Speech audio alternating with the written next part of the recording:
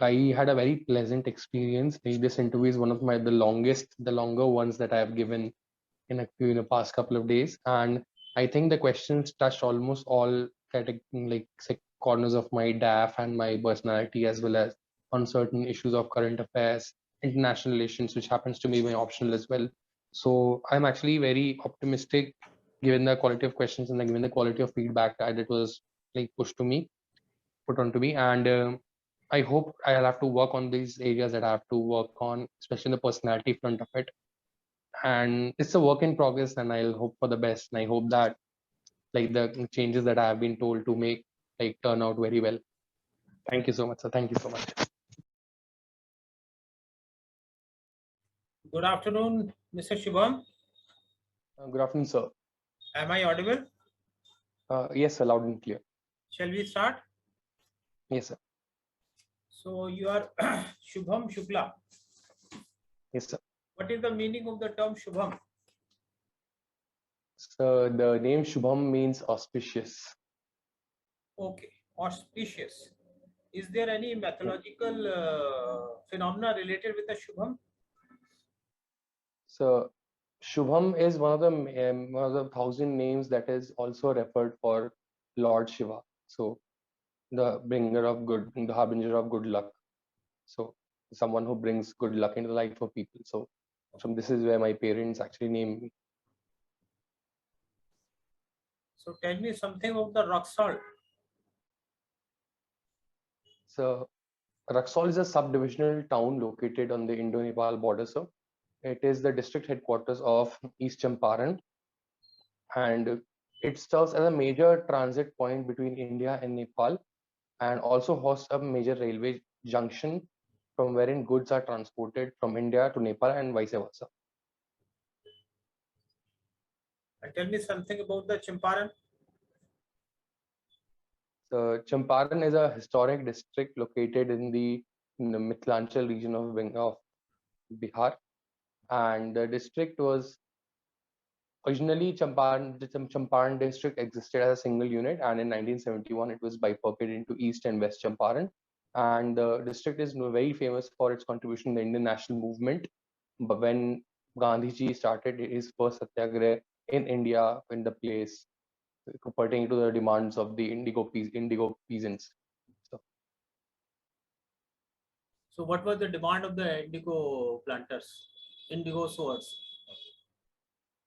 The Tinkatia system was very much exploitative, given the fact that the revenues, the earnings for the farmers was poor, and indigo being a being an exhaustive crop, it would leave the fields like nutrition deficient. So they were requesting for a better wage system and reduction in revenue rates. So this was a prime demand. So what is Motihari? So Motihari is the present capital of the district capital of the East Champaran district, sir, and it is famous for peaches. Famous for peaches. Peaches, sir. Okay. Now tell me something about the Ballia district.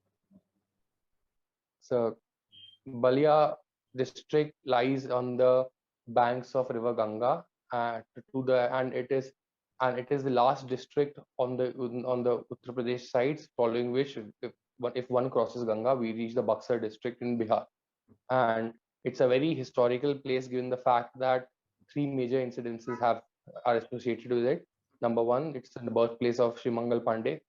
Number two, it's also the birthplace and the workplace of Sri Chitu Pandeyji, who made Ballia independent during the 1942 movement era. And third, it is also the birthplace and the constituency of former Prime Minister of India, Sri Chandrasekhar ji. This thing. So the constituency of the former Prime Minister Sri Chandrasekhar ji. Yeah. So what was the role of Chittu Pandey in making the first parallel government of India from Ballia?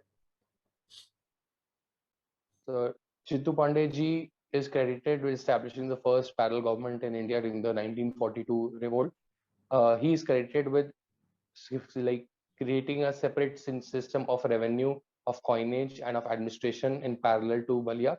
The government lasted for 14 days, following which the British actually recovered Ballia, but then his legacy to an national movement continues to live. Your depth is full of historical places. Another place is Buxar. Yes, sir. Tell me what is the specialty of Buxar? So the Buxar is a district in West Bihar, bordering River Ganga. It is a historical place in the sense that it marks the battleground of the Battle of Buxar of 1764, which led in the establishment of British supremacy in Bengal and thus gradually over India. So, what were the reasons of the British victory in the Battle of Buxar? So there were a couple of reasons. The usage of modern weapons and armaments and modern war strategies was a major reason. Number two, internal frictions, especially between Shah Alam, the Mughal emperor, and Shuja'ud-Dawla, the Nawab of Awadh, is a reason. And the third reason was that the Britishers were actually helped by local militias as well to an extent. And despite being the smaller number, it was able to breach the fort of Buxar. And thus, the Britishers had this small victory at the expense of the Indian rulers. So, what was the outcome of Battle of Buxar? So there were a couple of outcomes of the Battle of Buxar, sir. The Diwani rights of Bengal, Bihar, and Orissa came over to the British, and Mir Qasim was removed from the Mir Qasim got removed, and Mir Jafar was again reinstated as the puppet ruler. And at the same time, uh, Banaras was made an independent state, and war indemnity was imposed upon all three rulers, and especially very heavily on the ruler of Nawab of Awadh. After this battle, immediately after this battle, British followed a policy that is known as policy of ring offence. Can you elaborate about the policy of ring offence in the initial years of the imperialism of British in India? So the ring fence policy, if as I'm able to recall, is a policy wherein certain provinces were not annexed directly under the were not brought directly under the British control, but was actually used as a buffer to prevent future attacks against the core part of the country. So, for example, Awadh, so it wasn't directly annexed, but then it was ensured as a status quo state so that the invasion of Abdali, which followed in a very similar timeline, so the Bengal could actually be saved from that. So So Awadh was made a buffer between the mighty Marathas and the British, who were yes, just starting their career in Bengal. yes, sir. Thank you for pointing it out, sir. So from BITS Pilani, you graduated.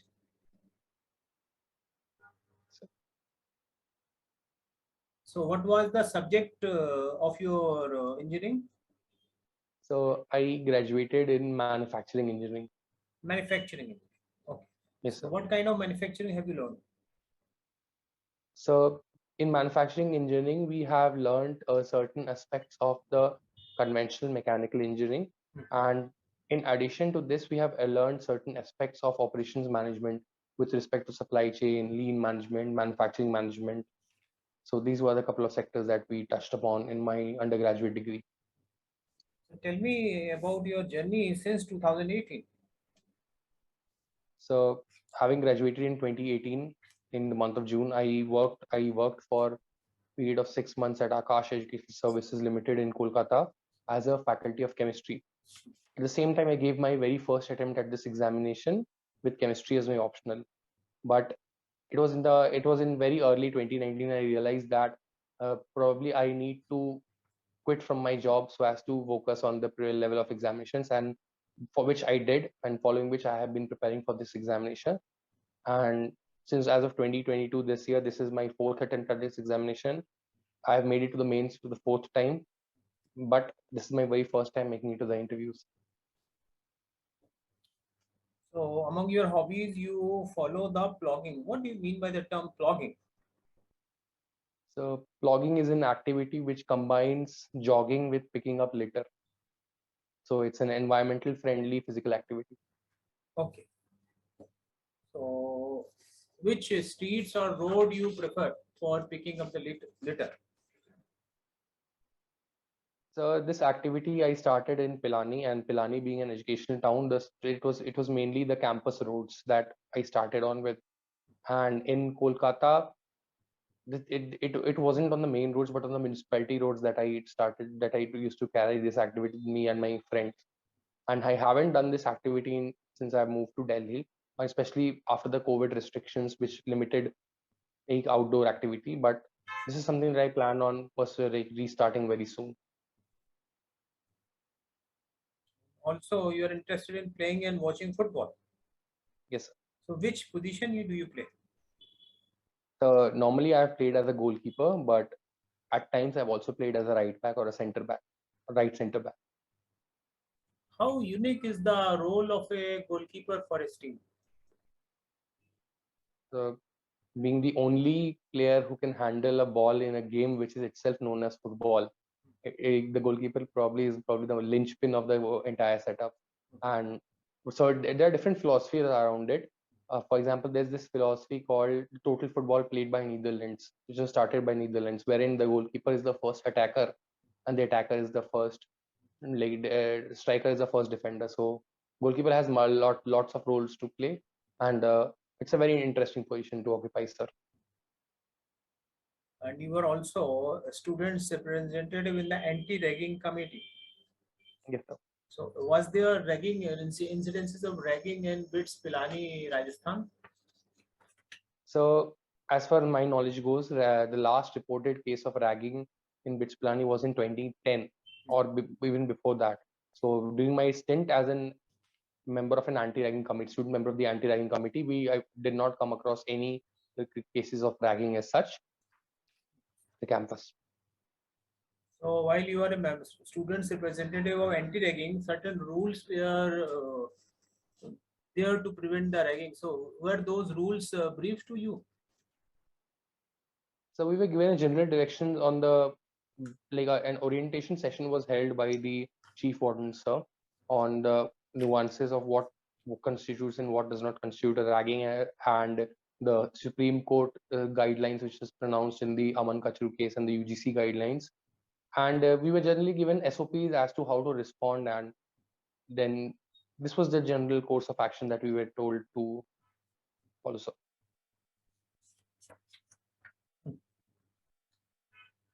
Your parental route belongs to UP and the part of Bihar, but as far as your preference is concerned, your Yes, sir. zonal preference is zone 3.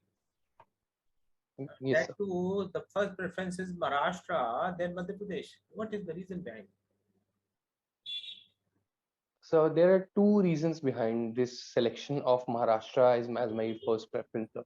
So the first major reason would be the fact that as an IAS, you need to be aware of the ground realities happening at different states in the country.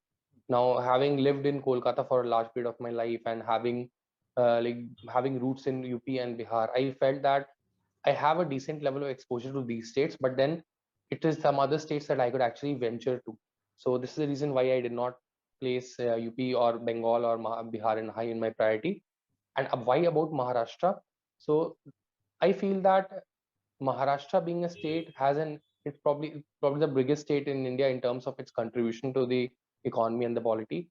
And we see that Maharashtra also offers a great level of challenge for the prospective civil servants, especially to the Indian administrative services. So on one hand, we have the economic capital of Mumbai, whereas on the other hand, we see the Maoist infested districts of Gadchiroli. On one hand, we have the problems of cyclones and floodings in Konkan regions, whereas an administrator must be equally adapt to the challenges of drought-prone Marathwada.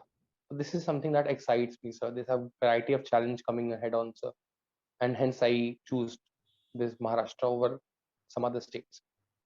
So, if the basis of your choice, if Sorry. I extrapolate it, so after after Maharashtra, your second choice could be Gujarat instead of Madhya Pradesh Yes, sir. in terms of contribution to the GDP, in terms of challenges, what you have said. Then why Yes, Madhya sir. Pradesh as a second choice? So Madhya Pradesh and Gujarat featured very closely in my second choices, sir. But I gave a certain preference for Madhya Pradesh because as sitting in the heartland, sitting in the heart of the country, Madhya Pradesh itself has a level of challenge which is very much different from Gujarat or other states, as say. As in, if we talk about the level of development in Madhya Pradesh and Gujarat, we are finding that Madhya Pradesh has level of social economic performance not at par with other top states. And this is probably something that every prospective IS, every newcomer member to the administrative services would actually relish to enjoy, like, relish working on. So this is the reason.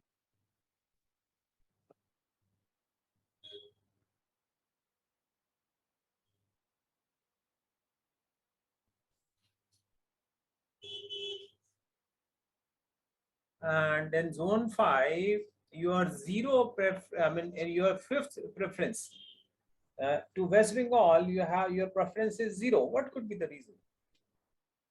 So as I said, West Bengal is my home state, but I have chosen not to fill it as my home cadre, sir, because of very obvious reasons that I have outlined before. The fact that I wanted more exposure and more width in my learnings. And whenever it wasn't me who placed a zero in there, sir. Whenever a candidate does not fill his home state as his home cadre, the commission automatically appoints that home state to be at his zeroth preference. So this is by the commission, sir.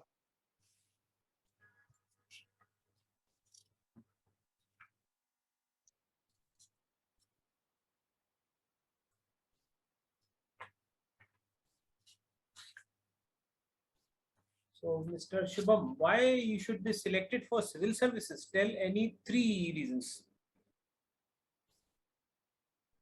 So the three reasons why I feel I am a deserving candidate for the civil services. Number one, sir, I have held position of responsibilities at my school and college level, which gives me a sense of leadership that I can lead people and teams. Number two, I'm someone who likes working with the people and at the level of people, sir. This comes from my experience at the NSI, working for the NSS at my college level, wherein I came to face with the realities of challenges at the ground level, sir. And the third reason would be my uh, learnings as an engineer and the research work that I have done as a graduate engineer has certain applications which can be applied at the level of bureaucracy. And if applied, it would actually benefit the bureaucracy. And this is something that I intend on doing. So these are the three key reasons why I believe that I'm a good choice for a prospective civil servant. So, How you will apply your knowledge of engineering in administration?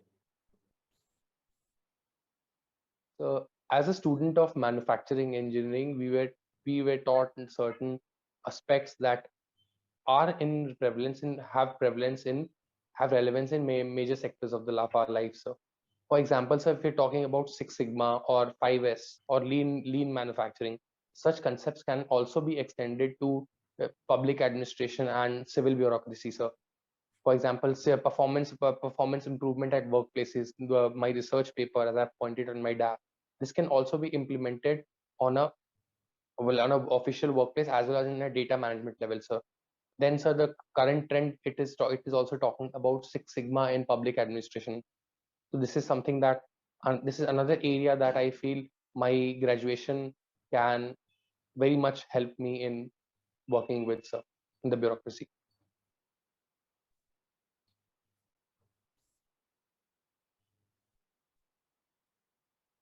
How you will apply the cloud computing in administration? So this administration in 21st century is moving more towards data and evidence-based policy making. Under such a circumstances, sir, in a system which generates huge amount of data, storage of our data is of very critical importance. Cloud computing provides this platform, so wherein data can be stored and processed at a single click.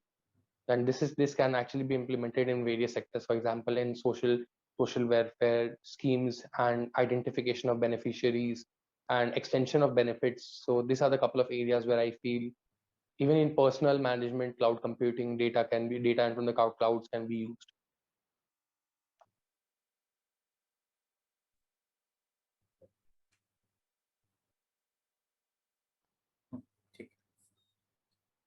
So, a few seconds back, you used the word bureaucracy. So, what do you mean by the term bureaucracy? Can you elaborate? So bureaucracy in the simplest terms is an organization or a bureau of people which actually works at a policy formulation and a policy implementation level for the people, sir. It's the simplest definition that I can recall. And what is civil services? So civil services is that arm of the Indian bureaucracy which is governed by the Indian civil services rules and the Article 312 of the Constitution, sir.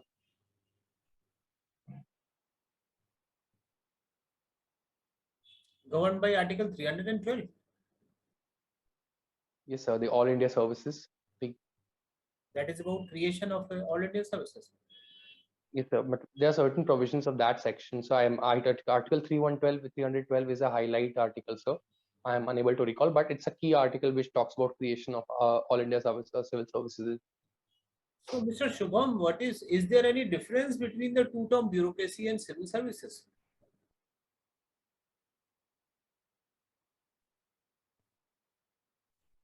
So on a very generalist perspective, we do not. I wouldn't say there is a major difference between bureaucracy and the civil services, sir. But sir, if we're talking about on a specialist perspective, we can say that bureaucracy is the entire wing or an arm, wherein civil services, sir, is a group which is an exclusive group which is recruited in accordance to the civil services rules. So this is what I think is an difference between the two. Have you read it? You have framed it just now. So I have framed it just now in my head. Looking at the growing needs of the technology, don't you think in India we should have a specialized all India services for IT?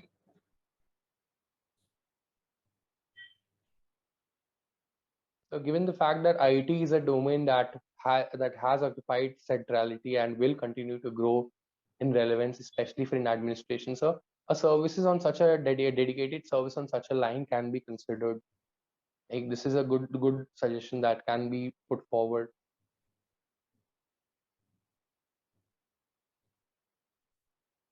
Say, supposingly, you are the secretary of a ministry. You are the secretary of your ministry and your political boss. If he asks you to perform a task which is not as per law, so how you will handle such a situation?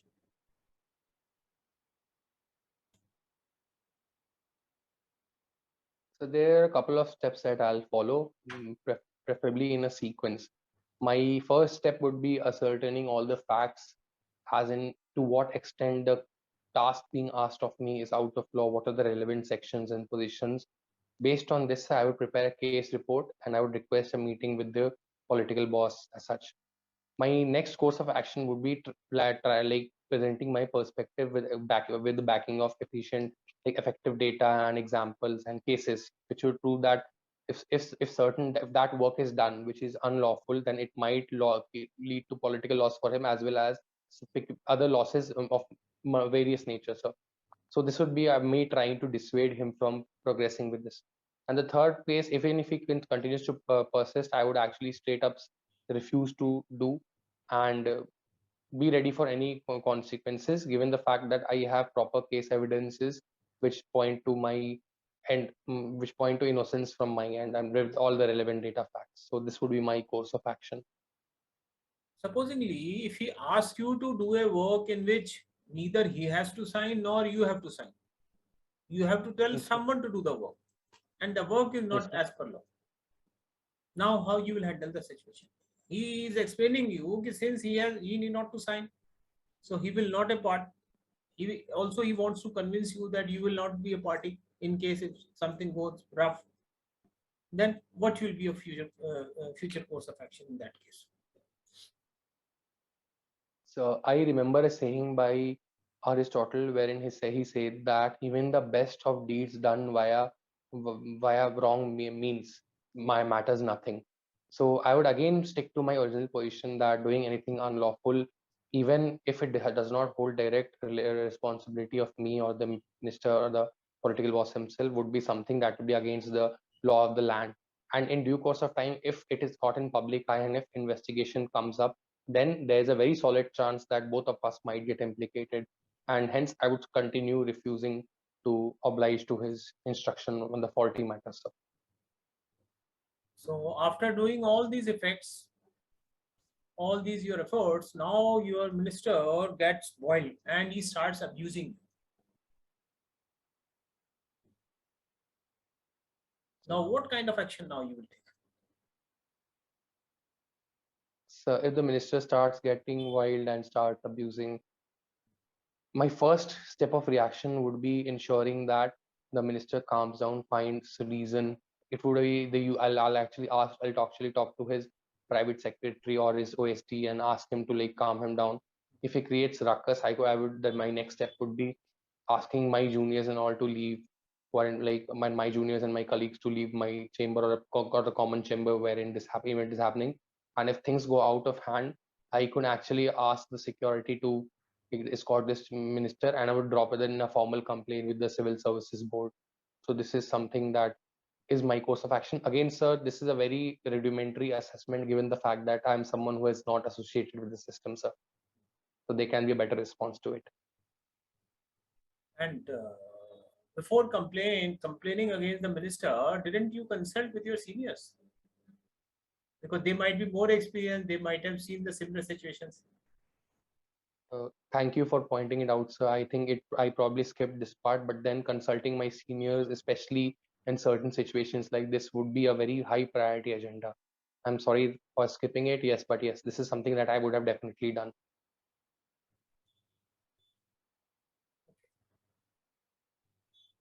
Supposingly, you are a DM of a district and there is a lady worker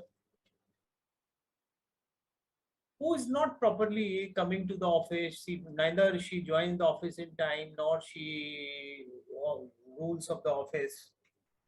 Now you want to make the things in order.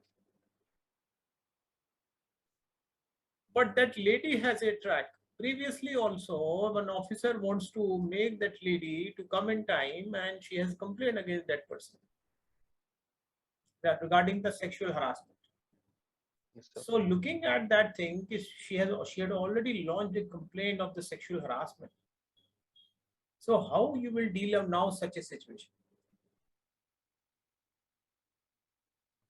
So such a situation is common in the Indian administrative perspective, sir. So my response would be twofold. One would be on a professional level and the other would be on a personal level, sir. On a professional level, I'll establish a committee which I would should actually investigate into the reason to the alleged allegations of the poor performance or the complaints that against the charges that have been levied against the women regarding to workplace performance. And I would request the committee to submit the report as early as possible by digging into all facts. Once the report is done, I would actually hold in camera meetings with the ladies and the other members of the panel concerned, often in singlety or often in like private. And I would try to ascertain a response and try to give her an opportunity for a correction, sir. And at the same time, sir, on a personal aspect, I would actually try to involve the lady in understanding her issue, what might be the cause of her constant performance, and if there is something that can be done from the end of a senior at office, I would actually work, and it is within the mandate of the body. I would actually go forward and look after that, sir. And the third reason about the previous allegations of sexual harassment, sir, I would also ensure that all activities are taking place in an open environment, in a very safe, secure environment, and under the presence of a video camera, so that CCTV camera, so that any allegations, if in future levied on me, I could have solid evidence to back it up. So this is my course of action, and I hope that by addressing the personal and the professional issues of one, and if required, and like handing over say, desired punishment or a reward or an action mechanism or an incentive mechanism, I'm sure I could be able to improve the performance of the lady worker.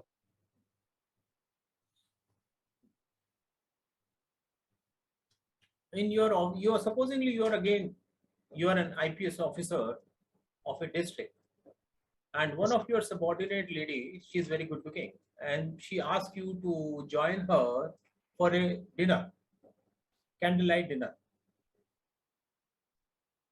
and knowingly that she is inviting on 1:1 basis, what could be your reactions? How you will handle? so I would like to ask a clarifying question. Like, is this lady a junior to me? Like, is this lady a junior of mine? Hmm. Hmm. And she's a colleague as well, right? A Yes, junior colleague. junior colleague. Yeah. Fine. Under such an scenario, sir, and even especially in a one-on-one scenario, I would actually politely decline to join her on a one-on-one basis, sir.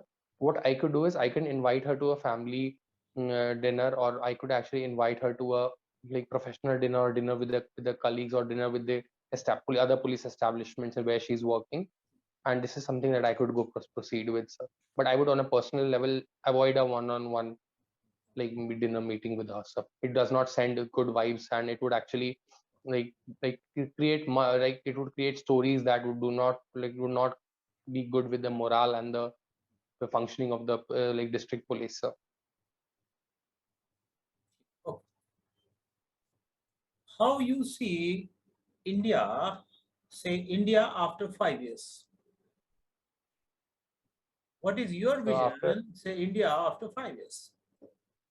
after 5 years, I see India as a further rising superpower, and probably in a further principled and a further strengthened position than it is today, sir.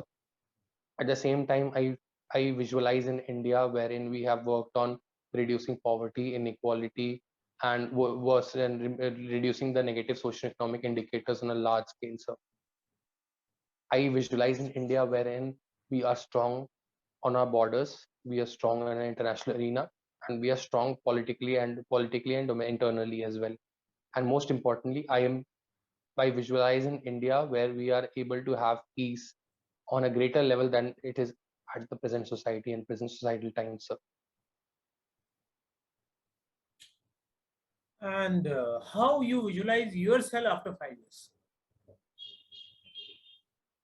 So after 5 years, I visualize myself working as an officer in the Indian Administrative Services to whichever state the UPSC allots me to. I visualize myself someone who has settled down in life, and I visualize myself someone who is balancing his work-life balance and at the same time creating a mindful social impact. So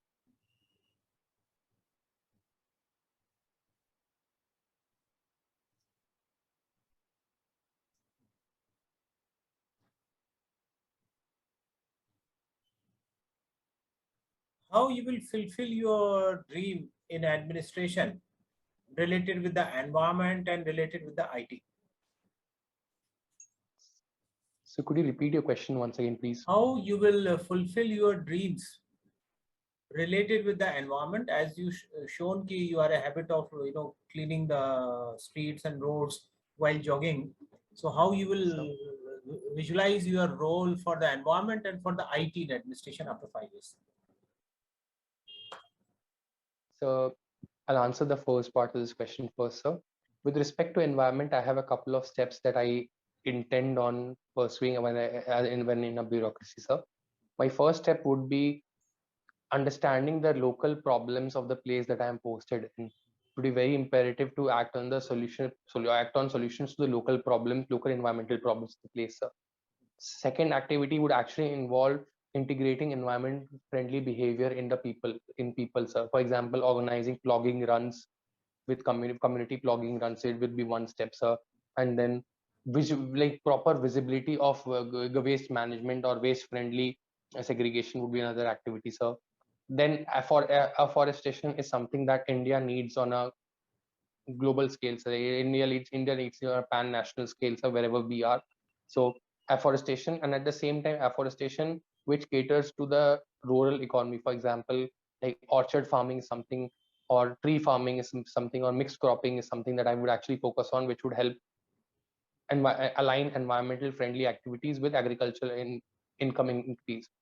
And with respect to IT and administration, if I'm not wrong, that was asked of me. Yeah, yeah. I would actually move to a decentralized or a data or decentralized data management system wherein policies are implemented and monitored on a data based on the data that we have a processed. So at the same time, so other aspects of administration, for example, the attendance, the leaves, the entry and the exit time would be biometric, and this could actually be integrated onto the servers for better analysis, and most importantly, I'd actually be using the IT for like performance appraisal and workplace performance management, and this would be the basis of designing a reward and an incentive system for the employees. So this is my vision. Looking at the current Russia-Ukraine crisis, how So, India is playing a game of balance between United States and Russia. so India has fairly well managed to balance its interests and its relations, especially concerning the US and the Russia, sir. With respect to Russia, India has avoided taking any extreme stand that would hurt our traditional and our historical friendship with the country. And at the same time, with respect to US, India has maintained affirmation in rule-based order and the role and importance of the international institutions, diplomacy, and deliberations in ending this war as quickly. So my understanding goes as such that India has played a very principled and a balanced stand that is conducive of a global giant like India.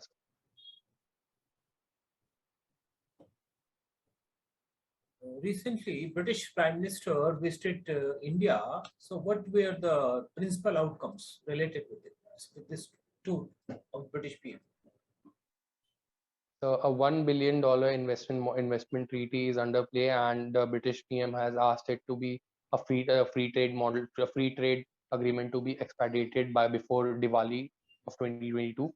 The other would be the trade incentives and the landmark cooperations in the field of defense manufacturing and um, indigenous production, agricultural exports. So these are a couple of areas wherein then a British JCB plant was inaugurated in India, sir, which was by the British, JCB being a British company, British-owned company. So these are a key hallmark initiatives taken. Few months back, the Department of Public Sector Enterprises has been shifted under Ministry of Finance. What could be the reason behind this step? I'm sorry, sir, I'm unaware about this news, so I wouldn't be able to be in a position to comment on it, sir. Can you tell me the difference between the public sector and the public limited company?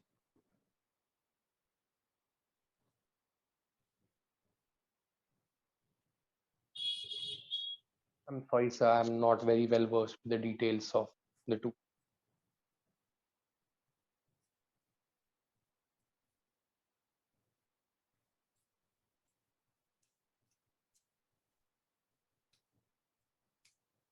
Generally, it is said that the control on the petroleum pricing all over the world, what OPEC was having previously, it's losing that control.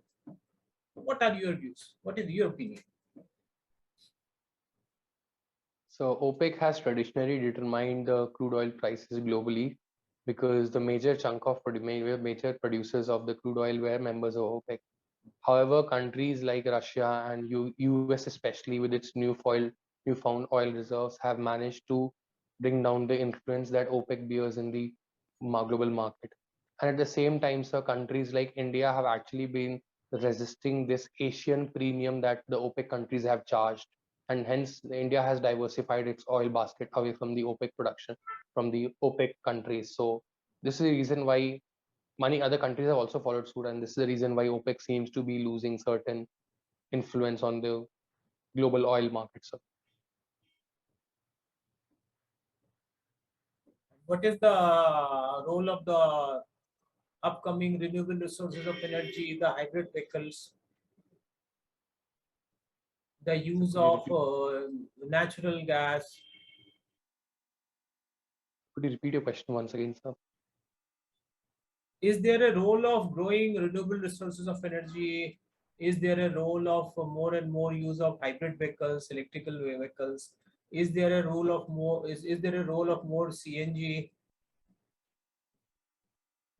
Yes, sir. Thank you for pointing it out. This is another major reason why the influence of OPEC is decreasing, because there are certain countries in OPEC itself who are actually transitioning to a non-fossil fuel based economies, like wind energy in Saudi Arabia, nuclear power in UAE. So this is another major reason why the OPEC influence seems to have diminished a bit.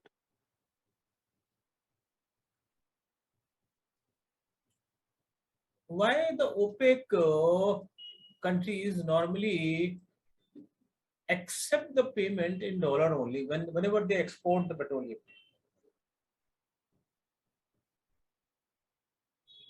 So I'm unaware about the exact reason. However, if the panel allows me to take a guess, I would like to present my analysis, sir. Yes, you So can. my analysis is based on the fact that the dollar stands as the global standard currency, and giving like accepting payments in OPEC helps in easy interoperability of the currency market, and it would actually favor the group in managing like the balance of payments, like rather than converting to some other local currency. So plus there are many countries in OPEC with each individual currency. So dollar has been adopted as a standard currency for accepting payments. So this can be a possible reason.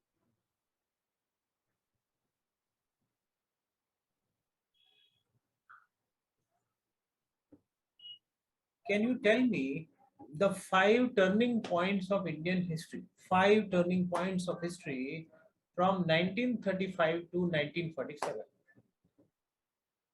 Five turning points, five major bubbles from 1935 to 1947. Can I take a couple of seconds to think about Please. it?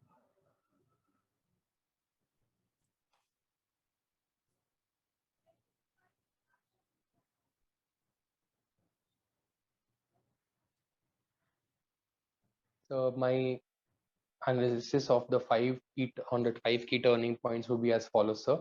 The first would be the Government of India Act and the formation of 1935, and the formation of the ministries in the seven or eight couple of provinces in British India. The second would be the onset of the Second World War in 1939, the resignation of Congress ministries.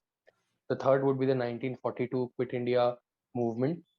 The fourth would be the multiple local mutinies, especially and especially the role of INA and the role of Royal Indian Navy mutiny and other marks of revolts that destroyed the public confidence in British rule in India. And the lastly would be the partition of India and the communal genocide that preceded it and followed it as well, which marked the very bloody end to a British chapter in India. So these would be the five key points that I can recall.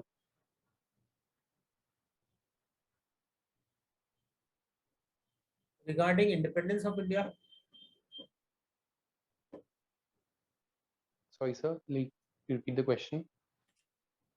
regarding independence of India, I mean, five key points of five post-independence. turning points, five turning points of Indian history Post-independence, right, sir? from 1935 to 1947.